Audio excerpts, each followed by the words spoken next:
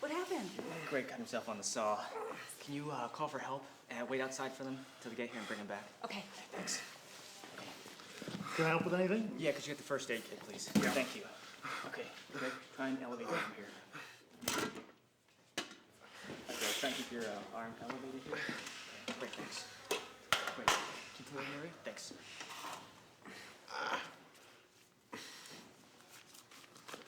Okay, Greg. Put this on here. Okay.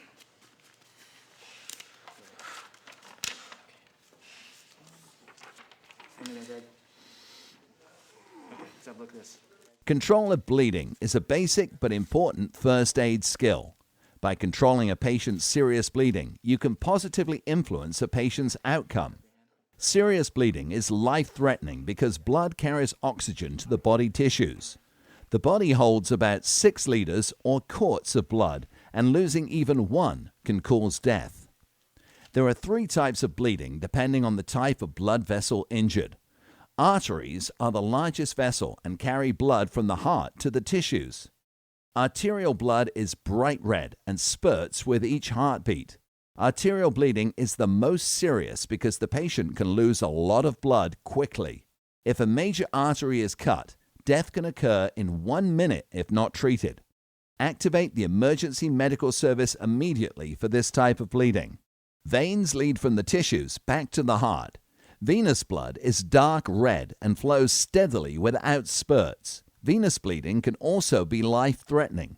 If you cannot control it, contact the emergency medical service and monitor the patient's cycle of care.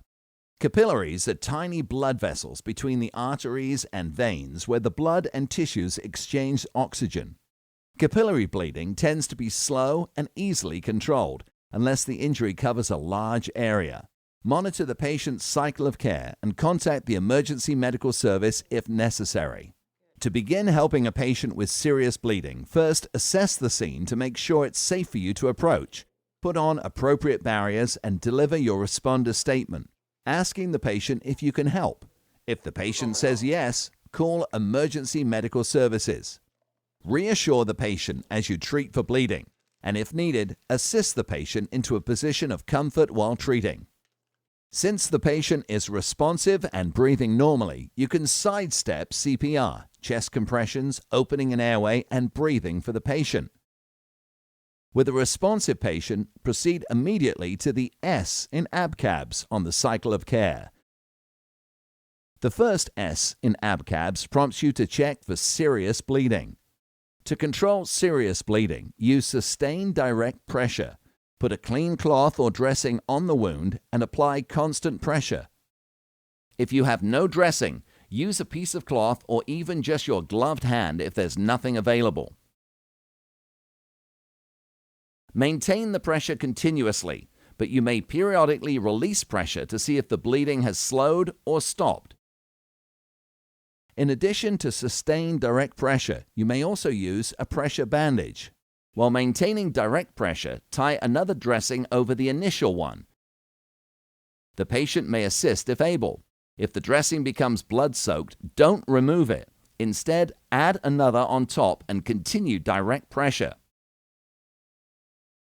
Applying sustained direct pressure and pressure bandages best controls bleeding. However, there may be regional treatment variations, such as elevating bleeding limbs, giving the patient oxygen, and applying a tourniquet as a last resort to controlling serious bleeding. Your instructor will advise you of these variations.